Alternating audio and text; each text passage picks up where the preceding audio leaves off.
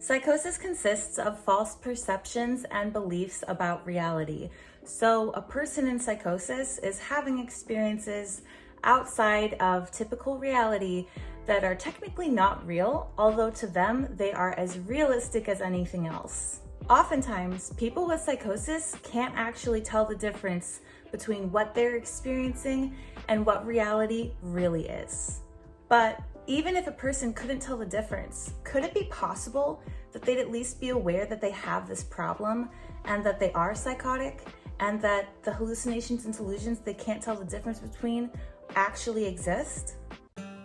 Please excuse my voice today. I have a little bit of a cold. So, getting right into it. Psychosis is a condition with a multitude of symptoms. There are 3 different types of symptoms, and under those umbrellas, there are a million more symptoms. And some of the symptoms involve a lack of, they involve the loss of. And one of these symptoms, called anosognosia, is a lack of awareness. Anosognosia is present not only in psychosis, but in dementia, Alzheimer's, stroke, things like that. And it is essentially a condition in which a person is unaware of their mental state. So they have no awareness of their psychosis. They have no awareness that anything has changed. Meaning that while they are displaying symptoms of, say, hallucinations or paranoia or delusions or what have you, they deny them. They don't know that they're happening. People around them may try to clue them into it and tell them, hey, that's not a real person, you're seeing things. This person will not understand. They won't believe you. They cannot within themselves see any difference between what they were like before and what they are now. If anything, everything around them has changed, but they've stayed the same. The best analogy I can think of for this is that anosognosia would be like if a person had their head caught on fire and everybody knew it but them, and they were walking around and everywhere they went, people would say, oh my God, your head's on fire, you need to dunk that underwater. They'd say, nothing's wrong with my head, I feel fine. And they'd have absolutely no clue that their head was on fire. Like maybe they would even look in the mirror and still not even see it. That's how strong of a denial, I guess you could say it is. I don't think denial's the right word though, because at least with denial, on some level you do understand there's something to deny. With anosognosia, there's a complete absence of anything at all. There's no concept that it could be possible because it's not even there. But here's the thing. Not everybody with psychosis has anosognosia. You don't need to have every single symptom of psychosis to have psychosis.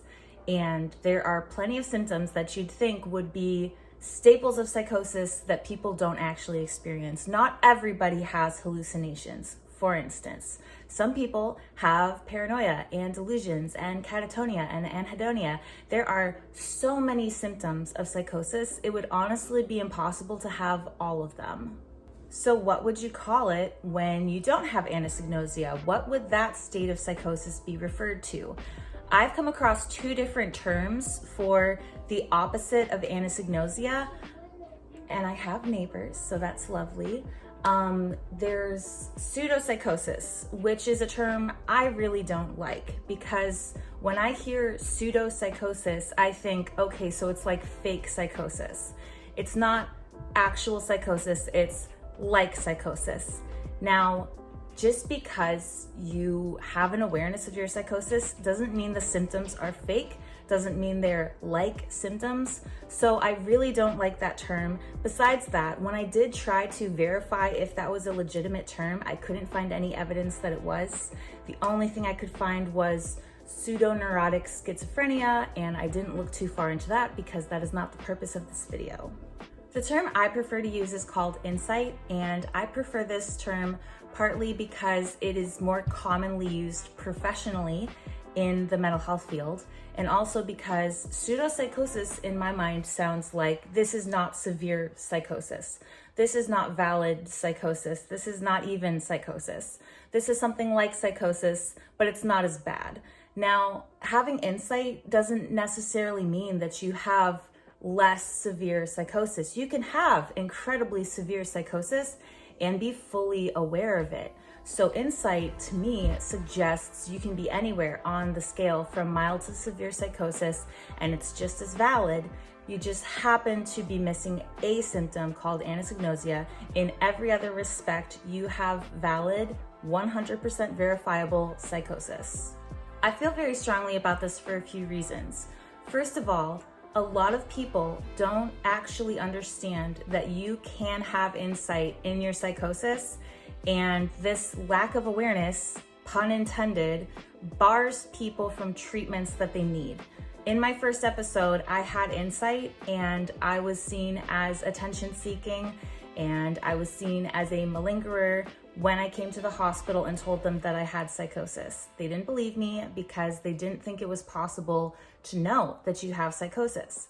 And as a result, I did not get the diagnosis I needed, and I went into further episodes until I actually had anosognosia and was then taken seriously. It shouldn't be the case that people are not getting the treatment they need just because they can articulate their needs. I can't believe that I even have to say that, because I feel like it's such a backwards world that if someone says, "Hey, I need this," the response is, "You're lying, you're a faker." But unfortunately, not just with psychosis, but with many other conditions, that tends to be the case. And I just think it's particularly challenging with psychosis when it's commonly known that it is a disorder with a lack of awareness. For a person to come in and say that they have an awareness, it's a little more challenging than most other conditions to be taken seriously. I'll share with you both my experiences with anosognosia and with insight to paint a picture for you what it is like on the full spectrum of psychosis. Let's start with insight, because that was my first experience with psychosis. So first of all, I didn't know anything about psychosis when I went into my first episode, and I think that's fairly common of a lot of people because there's not as much understanding about psychosis as other more common mental health disorders like anxiety and depression. So I really didn't know what was going on, and I didn't have the education to understand that there was a mental illness related to this. I just was acutely aware that I was losing my mind. I was paranoid, and I could tell that I was paranoid. Like, I knew that I was afraid of things for no reason. Like, I was afraid that I was being followed by cars.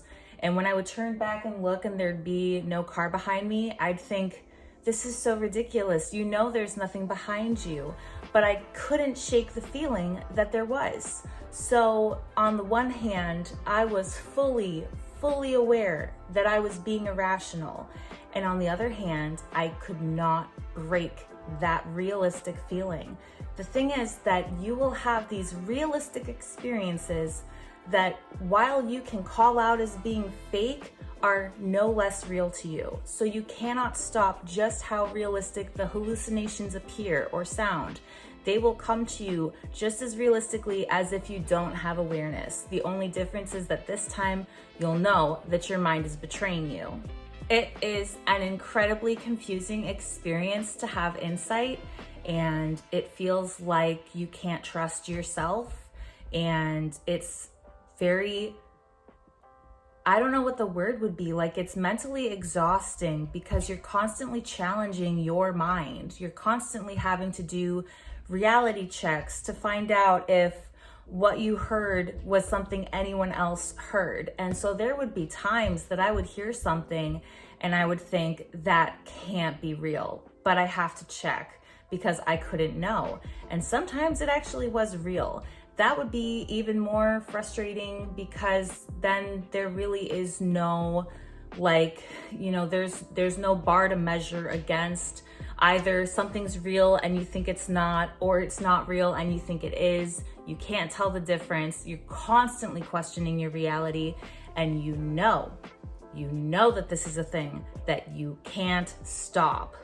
Finding out I had psychosis and learning about the symptoms and understanding what was happening to me made it a lot easier to deal with these symptoms because they weren't going away and they weren't any less real, but at least I could understand that there was a reason for why this was happening. The uncertainty and fear of not knowing before why I was hearing a car engine rev in my room didn't help to ease my mind.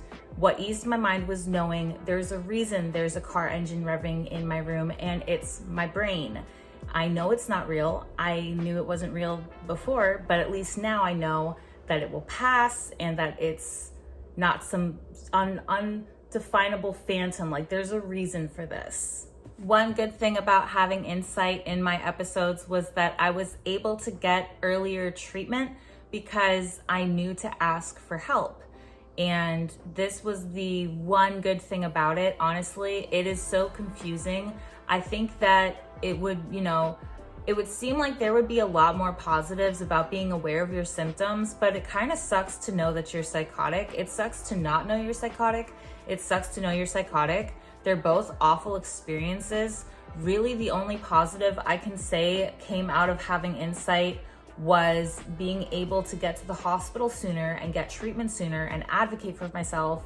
Like I said, people didn't take me seriously, but I did at least get my medication changed. And ultimately, in my second episode, I was diagnosed as a result of just how completely unhinged I was due to the anosognosia.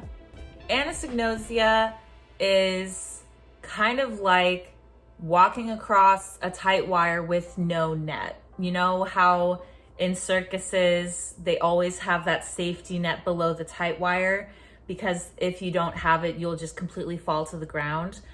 Well, insight would be like the safety net, because you'll have the fear, and when the fear tosses you off the wire, you'll at least land safely knowing what is going on and that you are ultimately okay and that it is psychosis. But without the insight, the net just drops into this limitless pit of fear. So I was a lot more afraid when I had anosognosia because I didn't have any rationality. I didn't have any logic. I didn't have any way of analyzing what was happening. I was running on pure emotion, and I could not stop to think for a second that this possibly couldn't actually be happening. Anosognosia is completely letting yourself go to the abyss. It is absolutely letting go because you are lost completely and totally to psychosis. With insight, I actually was able to continue going to school and taking tests and doing homework, which probably looked more like not doing homework because I was a bad student, but nonetheless, I could carry out a conversation with a person and keep my symptoms in the back of my mind.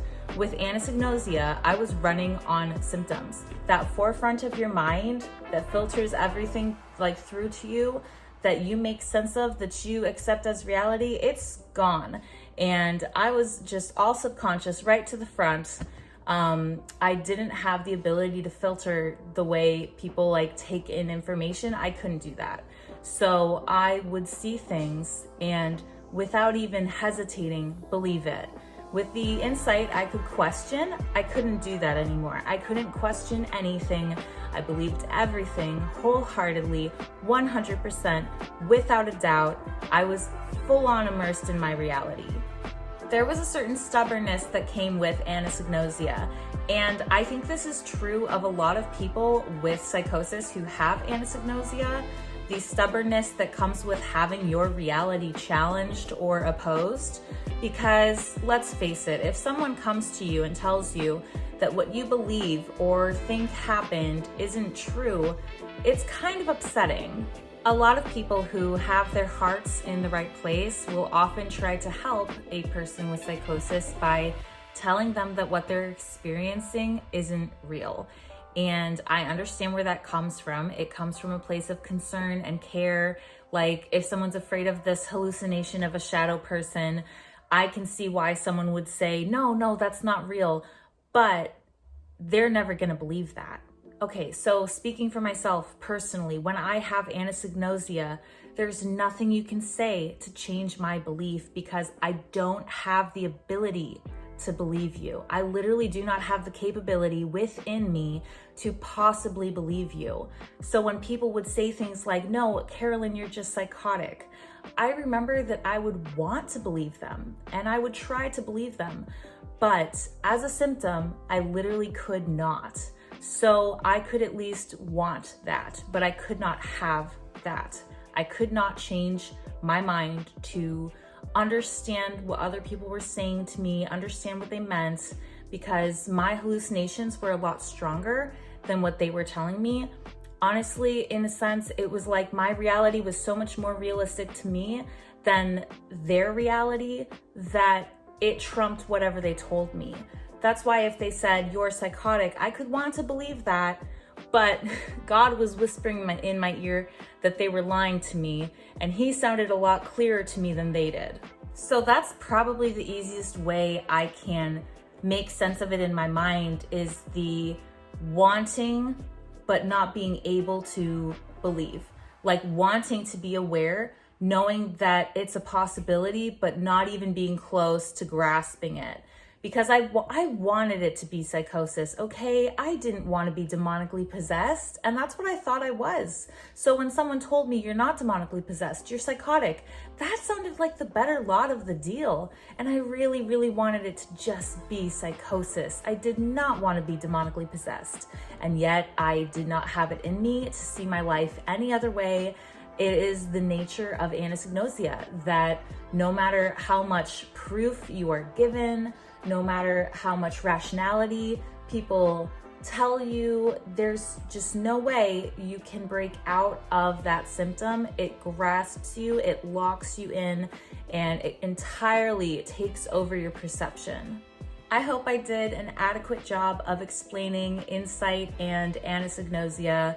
Both are equally frustrating, confusing, debilitating forms of psychosis, and neither one nor the other symptom makes a person's psychosis any more or less valid. As I said, I am a little bit sick today. I'm not gonna lie, it was a little hard to get through the video. So I don't know if I will be uploading on Monday. We'll see how I'm feeling by then. Obviously, that's a few days from now, so I may be better in time to make a video, but I'm not going to push it. So if I don't have a video up on Monday, that is why, and I will absolutely be back for another Thoughtful Thursday next week. So stick around, subscribe, like or comment if you enjoyed this video, and I'll be back soon. Bye.